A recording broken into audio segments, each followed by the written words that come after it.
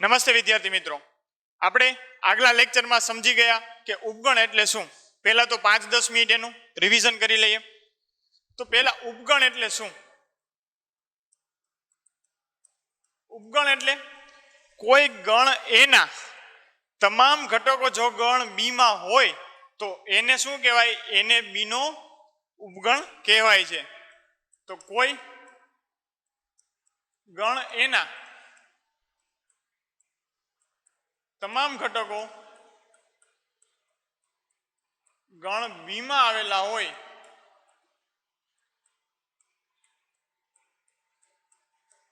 તો તેને ગણ એનો ઉપગણ બી કહે અને તેનો સંકેત છે તેને આપણે સંકેતમાં લખીશું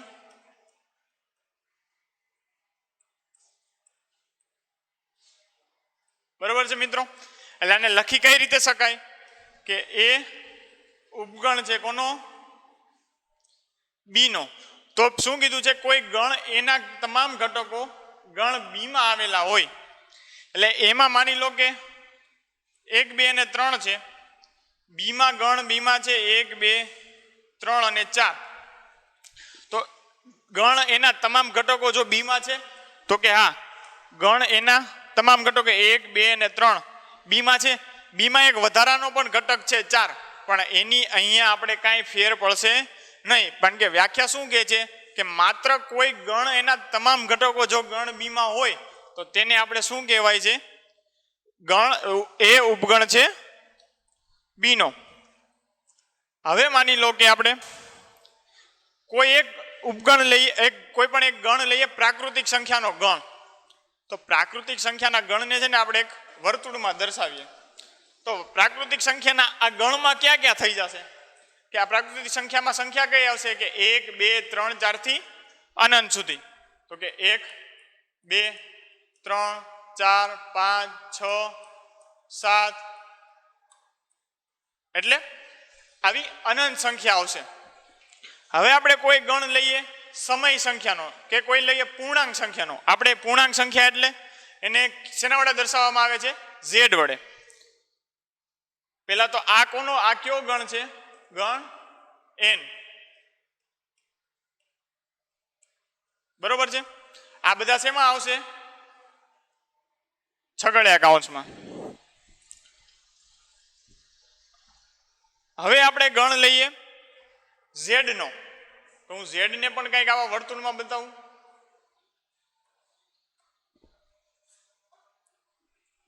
હવે ઝેડ માં ક્યાં આવશે? તો ઝેડ માં -1, -2 થી ઇન્ફિનિટી કે અનંત સુધી, +0 અને પછી શું આવશે? 1, 2, 3, 4 થી અનંત સુધી. એટલે કે -3,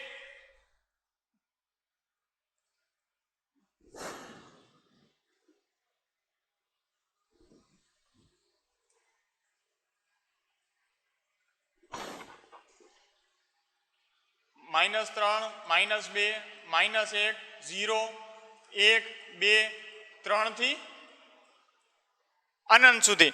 આ ગણ કયો હતો આપણો? તો કે આ આપણો ગણ હતો ગણ ઝેડ બરાબર. બરોબર છે. તો હવે તમે જોઈ શકો છો કે ગણ એન માં ક્યાં ક્યાં ઘટકો છે? તો ગણ એમાં પહેલા તો ઘટક છે 1, 2, 3, 4, 5 થી અનંત સુધી. તો એનો સમાવેશ ગણ ઝેડ માં થઈ જાય છે? તો કે હા. તો કે 1, 2, 3, 4 ઝેડ માં થઈ જાય છે. તો ગણ એને આપણે ગણ એન ને ગણ ઝેડ નું આપણે ઉપગણ કહી શકીએ? તો કે હા. આપણને વ્યાખ્યા શું કહે છે કે કોઈ ગણ એના તમામ ઘટકો જો ગણ બી માં હોય તો તેને આપણે શું કહેવામાં આવે છે? ગણ એ ઉપગણ છે બી નો. તો આપણે આ વસ્તુ ઉપગણ કોને કહેવાય એ આપણે આગલા લેક્ચરમાં સમજી ગયા હતા. હવે આપણે નવો ટોપિક શરૂ કરીએ, અંતરાલ.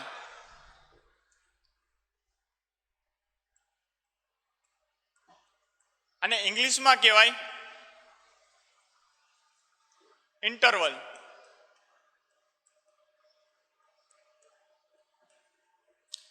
હવે આપણે અંતરાલ બે પ્રકારના હોય. પહેલા તો અંતરાલ એટલે કે વચ્ચેની એટલે કે અંતર, એટલે કોઈ બે સંખ્યા તમને કાઉન્સમાં આપેલી હશે તો એમાં કઈ સંખ્યાનો સમાવેશ થાય તો એને આપણે શેના વડે દર્શાવી શકીએ? અંતરાલ વડે. તો અંતરાલના બે પ્રકાર છે. એમાં પહેલો પ્રકાર ભણીશું વિવૃત અંતરાલ.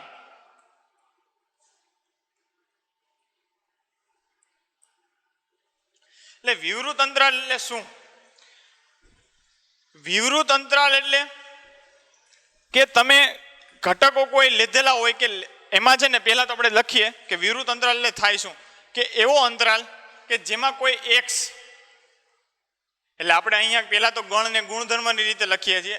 એક્સ કેવો હોવો જોઈએ તો કે કોઈ બેની વચ્ચે, એટલે ઓનલી સ્ટ્રિક્ટલી લેસ ધેન, માત્ર ને માત્ર એનાથી એક, આ એક્સ છે એ કરતા મોટો પણ એ હશે નહીં, અને બી કરતા નાનો પણ બી હશે નહીં. તો આ વિવૃત અંતરાલને આપણે આ રીતે સંકેતમાં નાના કાઉન્સમાં આ રીતે દર્શાવી શકીએ. એટલે અહીંયા શું થશે, કોઈ એક આપણને કોઈ કિંમત આપેલી છે. હવે આપણે સંખ્યા રેખા ઉપર સમજીએ કે વિવૃત અંતરાલ શું છે. તો હવે બરોબર છે. હવે હું એક સંખ્યા રેખા લઉં છું અહીંયાથી.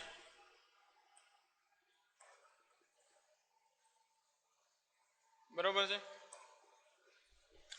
હવે સંખ્યા રેખા ઉપર પહેલા તો વચ્ચે 0, પછી એની જમણી બાજુ ક્યાં શરૂ થશે?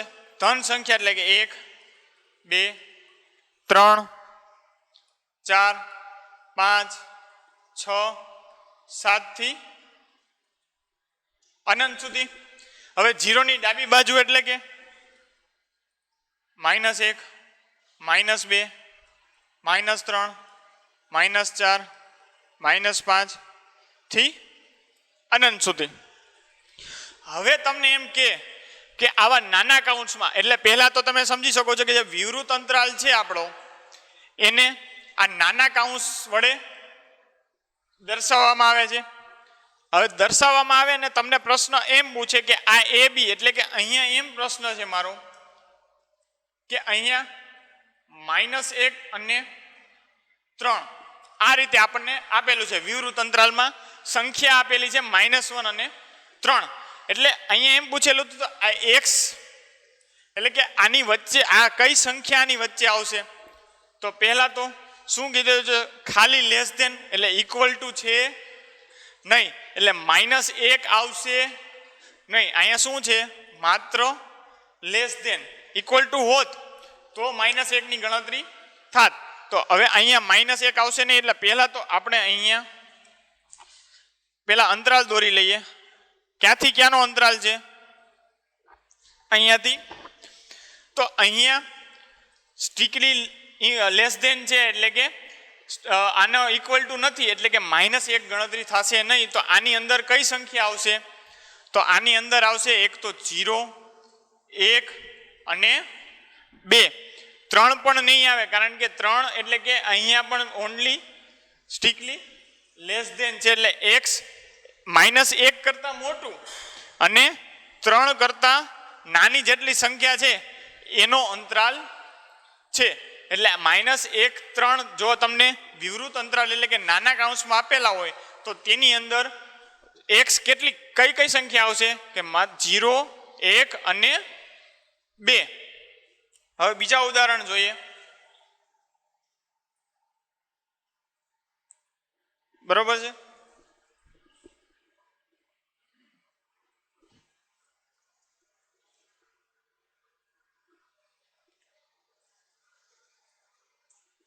હવે બીજું ઉદાહરણ હું લઉં છું કે વિવૃત અંતરાલમાં હું આપી દઉં છું -4 થી 7. એટલે આનો મિનિંગ શું થાય કે વિવૃત અંતરાલમાં તો પેલા મારે સંખ્યા રેખા પર હું તો પેલા એને આ રીતે બતાવી દઉં, પછી કન્ડિશન ચેક કરવાની કે -4 અને 7 જ્યારે નાનો કાઉન્સ આવે ત્યારે એની અંદરની જે સંખ્યા છે એને કાઉન્ટ એટલે કે એને ગણતરીમાં લેવામાં આવતી નથી. એટલે -4 પછી સંખ્યા રેપર ઉપર -3 -2 -1 0 1 2 3 4 5 અને 6 પછી કાઉન્સમાં અહીંયા -4 અને 7 લેવામાં આવશે નહીં, કારણ કે અહીંયા શું છે strictly increase strictly less than છે એટલે -7 અને 4 લેવામાં આવશે ને. એટલે અહીંયા કહી શકીએ કે આ અંતરાળમાં કેટલી સંખ્યા આવશે તો કે -3 -2 -1 0 1 2 3 4 5 અને 6. હવે આ તમને ક્લિયર થઈ ગયું હશે. હવે આના પછીનો એટલે કે વિવૃતનો અંતરાલ 2. અંતરાલના 2 પ્રકાર છે. આપણે એક પ્રકાર અત્યારે સમજી ગયા. હવેનો પ્રકાર છે સંવૃત અંતરાલ.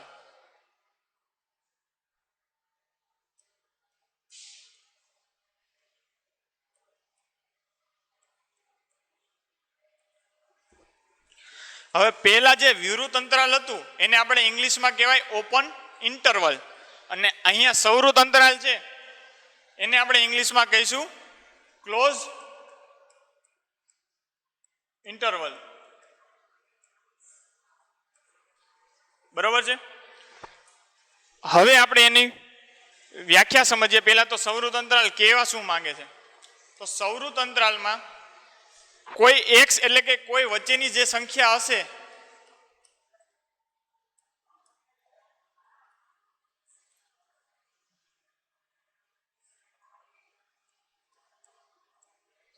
હવે વિવૃત અંતરાલ અને સંવૃત અંતરાલમાં ફેર એટલો જ છે કે જ્યારે વિવૃત અંતરાલ આપેલો હોય ત્યારે જે એ છે એને પણ ગણવામાં આવે છે, કારણ કે અહીંયા શું છે લેસ ધેન ઇક્વલ ટુ, અહીંયા પણ less than and equal to, એટલે કે સંવૃત અંતરાલમાં ઇક્વલ ટુ આપી દીધા છે એટલે કે એમાં એ અને બી ની ગણતરી કરવામાં આવશે. હવે પહેલા તો સંવૃત અંતરાલને આપણે ઓપન ઇન્ટરવલ કહેવામાં છે, એટલે કે નાના કાઉન્સ વડે દર્શાવ્યું હતું, અને અહીંયા કે છે ક્લોઝ ઇન્ટરવલ, એટલે એને સંકેતમાં આપણે દર્શાવીશું મોટા કાઉન્સમાં. એટલે સંવૃત અંતરાલને શેમાં દર્શાવવામાં આવે છે મોટા કાઉન્સમાં, અને વિવૃત અંતરાલને નાના કાઉન્સમાં દર્શાવવામાં આવે છે. હવે સંવૃત અંતરાલ ને વિવૃત અંતરાલમાં ફેર શું એ હવે એ સમજીએ આપણે.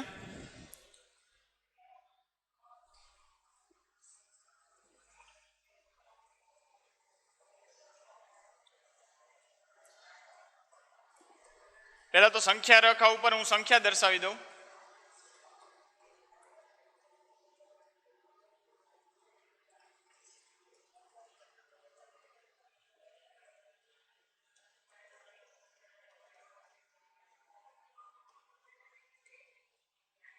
બરોબર છે. હવે મને એમ આપેલું હોય કે સંવૃત અંતરાલમાં મને આપેલું છે -2 અને 4. તો આમાં x એટલે કઈ કઈ સંખ્યાનો સમાવેશ થશે. તો પહેલા તો શું કીધેલું છે કે a અને b ને આમાં આપણે કાઉન્ટ કરવા પડશે, કારણ કે અહીંયા શું છે less than and equal to બંને જગ્યાએ. તો કે હા, તો પહેલા તો હું અહીંયા બતાવી દઉં.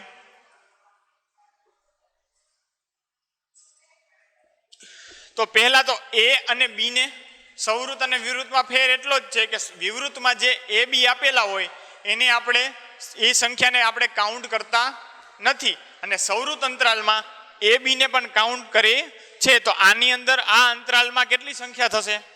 તો પહેલા તો -2 -1 0 1 2 3 અને 4.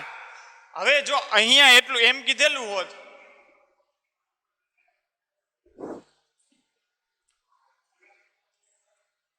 કે વિવૃત અંતરાલમાં 2 અને 4, તો અહીંયા જે -2 છે એને આપણે કાઉન્ટ કરત નહીં, અને પછી શું આપેલું 4, તો એને પણ કાઉન્ટ કરત નહીં. એટલે જો વિવૃત અંતરાલમાં 2 અને 4 કીધેલું હોત તો આપણે -1 0 1 2 અને 3 ને જ કાઉન્ટ કરી શકીએ. એટલે અહીંયા આપણા જે ઇન્ટરવલ હતા, ઇન્ટરવલ એટલે કે અંતરાલ, એ આપણા અહીંયા પૂરા થાય છે. એટલે કે પહેલા તો આપણે અંતરાલ ભણ્યો કયો વિવૃત અંતરાલ, અને બીજો સમજીએ આપણે સૌવૃત અંતરાલ. હવે વિવૃત અંતરાલમાં પહેલા તો એને શેના વડે દર્શાવવામાં આવે છે? નાના કાઉન્ટ્સ. વિવૃત અંતરાલને ઇંગ્લિશમાં કહેવાય ઓપન ઇન્ટરવલ અને સૌવૃત અંતરાલને કહેવાય ક્લોઝ ઇન્ટરવલ. એટલે કે અહીંયા કાઉન્સ નાનો અને જ્યારે અહીંયા કાઉન્સ મોટો. પછી શું સમજ્યા કે આની અંદર જે એ બી હશે એને કાઉન્ટ કરવામાં આવશે નહીં, પણ જ્યારે સૌવૃત અંતરાલમાં એ બી એટલે કોઈ પણ સંખ્યા હશે એને કાઉન્ટ કરવામાં આવશે. પછી બીજું મિત્રો આ બંને માટે લાગુ પડે છે કે જ્યારે તમે કોઈ એ અને બી કોઈ પણ સંખ્યા લો એમાં હંમેશા એ કરતા બી કેવો હોવો જોઈએ? મોટો. એટલે કે એ જે કોઈ પણ સંખ્યા આપણે લઈએ તો એના કરતા બી જે લઈએ આપણે એ હંમેશાની માટે કેવો હોવો જોઈએ? મોટો. તો આ આપણે અંતરાલ વિશે સમજી ગયા. તમને અત્યારે સ્વાધ્યાયમાં એવું જ પૂછેલું હશે કે આ જે અંતરાલ આપેલો છે તો આની વચ્ચે કઈ કઈ સંખ્યાનો સમાવેશ થશે, કા પછી એમ પૂછી લે કે સૌવૃત અંતરાલ આપેલો તો કઈ કઈ સંખ્યાનો સમાવેશ થશે. હા, પછી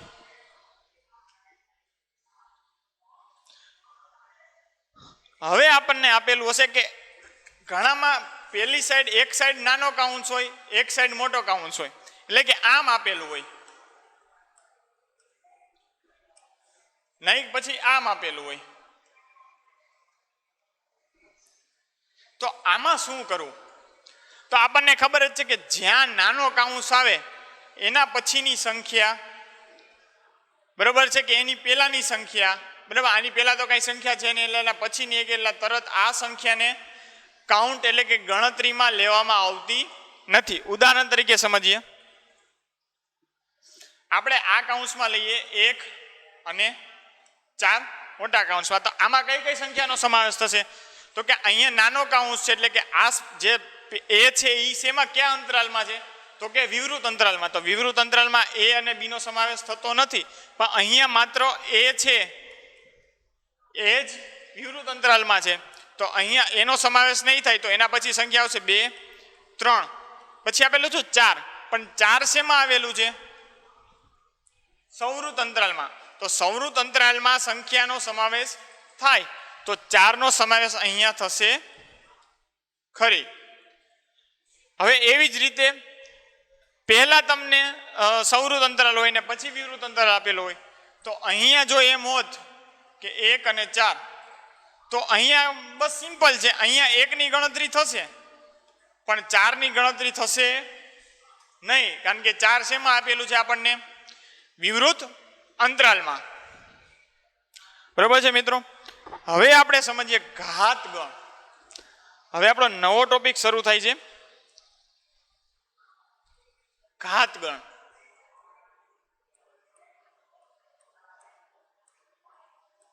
ઘાત ગણને ઇંગ્લિશમાં કહેવામાં આવે છે પાવર સેટ.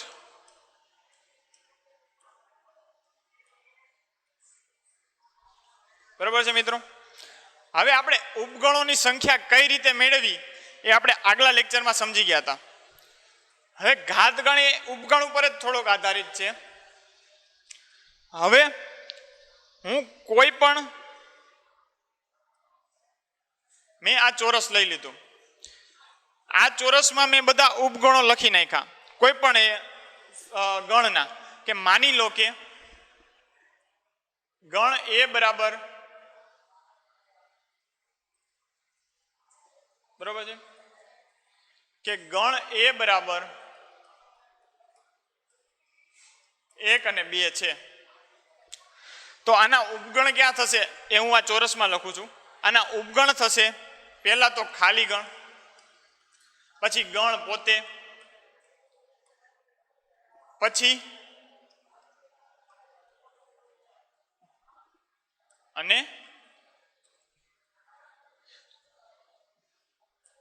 કારણ કે 1 2 અને 2 1 એ સરખા જ થશે. એટલે ઉપગણોની સંખ્યા મેળવવા માટેનું આપણે સૂત્ર જોઈ ગયા કે 2 ની ઉપર જેટલા ગણની સંખ્યા હોય એ, એટલે કે 2m. એમ શું છે કે ઘટકોની સંખ્યા, તો ઘટકોની સંખ્યા કેટલી છે અહીંયા 2, તો 2 એટલે કે 2 નો વર્ગ શું થશે 4. તો આપણને ઉપગણની સંખ્યા કેટલી મળી ગઈ 4. હવે આ જે ઉપગણની આપણે સંખ્યા લખી છે એને આપણે છગડીયા કાઉન્સમાં દર્શાવી દઈએ. એટલે કે ઉપગણ છે એને આપણે છગડીયા કાઉન્સમાં દર્શાવી દઈએ તો આને શું કહેવામાં આવે છે ઘાત ગણ. એટલે ઘાત ગણને એટલે શું કહેવામાં આવે છે, ઘાત ગણને P of A વડે દર્શાવવામાં આવે છે. P કોનો યુઝ થાય છે તો કે ઘાત ગણને ઇંગ્લિશમાં શું કહેવામાં આવે છે, પાવર સેટ.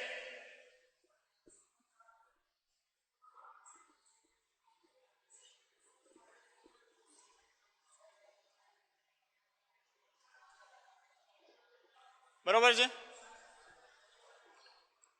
તો ઘાત ગણને શેના વડે દર્શાવવામાં આવે છે, ઘાત ગણને P of A વડે દર્શાવાય છે. હવે P of A વડે દર્શાવાય છે એટલે ઘાત ગણને આપણે શું વ્યાખ્યા શું કીધી, તો ઘાત ગણની વ્યાખ્યા થશે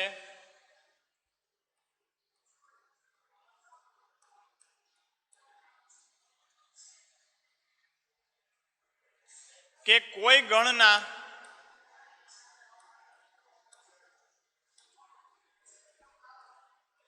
ઉપગણોનો ગણ બનાવીએ તો તેને શું કહેવામાં આવે છે, તો તેવા ગણને ઘાત ગણ કહે. એટલે હમણાં આપણે એક્ઝામ્પલ સમજ્યા કે કોઈ ગણ, એક ગણમાં ઘટક લીધા હતા 1 અને 2 અને તેના ઉપગણની આપણે સંખ્યા શોધી લીધી હતી. તો એને આપણે છગડીયા કાઉન્ટ્સમાં દર્શાવી દઈએ. ગણ બનાવીએ એટલે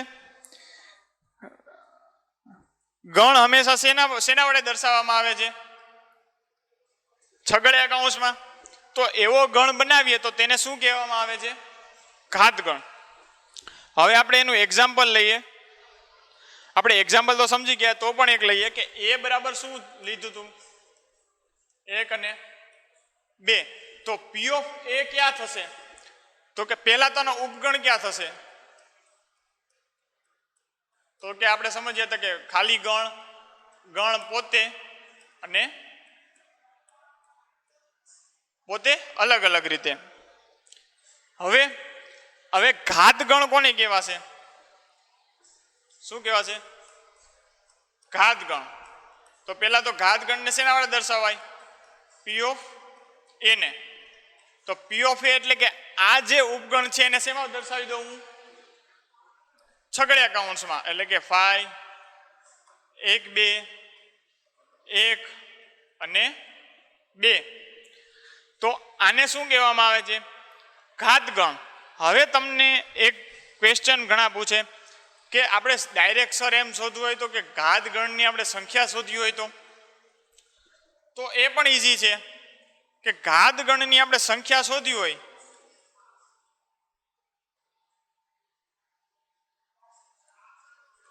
શું શોધવાનું છે આપણે, ઘાત ગણની સંખ્યા. એટલે એને શેના વડે દર્શાવવામાં આવે છે, નંબર ઓફ PA. એટલે આને એમ જ બોલાય નંબર ઓફ PA એટલે કે n એટલે નંબર એટલે કેટલી અને P of A એટલે ઘાત ગણ. એટલે આને વચાય કે ઘાત ગણની સંખ્યા બરાબર 2m. જે રીતે આપણે ઉપગણ શોધ્યા હતા, કારણ કે આ જે ગણ બનશે એ શેનો બનશે, ઉપગણનો જ બને છે. એટલે ડાયરેક્ટ 2m કે જ્યાં m શું છે, m બરાબર ગણના ઘટકોની સંખ્યા.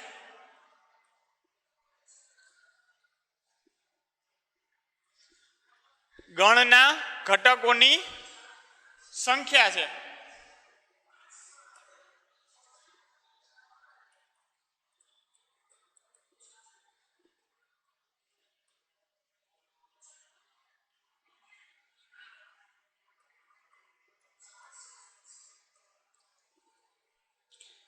તો આપણે જેટલું હવે સ્વાધ્યાય 1.3 જેટલું જરૂરી છે તે બધું આપણે ક્લિયર થઈ ગયું છે. હવે આપણે હજી એક છે સાર્વત્રિક ગણ કોને કહેવાય. શું સમજવાનું છે મિત્રો? તો કે સાર્વત્રિક ગણ કોને કહેવાય?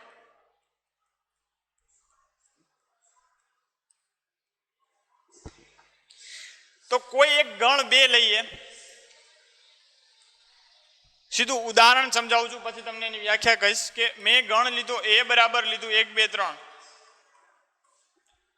B બરાબર મેં લઈ લીધું 4 5 6 થી 6 અને 7. તો સાર્વત્રિક ગણ એટલે શું? કે કોઈ પણ ગણ આપેલા હોય તે બધા ગણના ઘટકોને પોતામાં સમાવી લેતો હોય એવા ગણને શું કહેવામાં આવે છે? સાર્વત્રિક ગણ.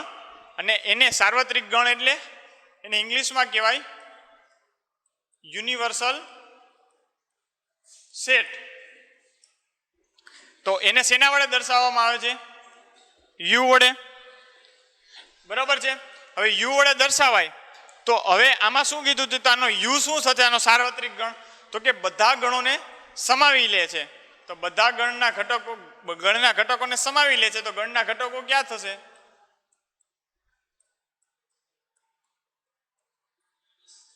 હવે ઘણીવાર આમાં જે 7 અહીંયા આપણને બધા ગણ સમાવી લીધા, પણ ઘણીવાર આપણને જે સાર્વત્રિક સંબંધ આપણે જે સાર્વત્રિક ગણ લઈએ છીએ એમાં વધારાના ઘટકો પણ હોય છે. જેમ કે 7 પછી 8 9.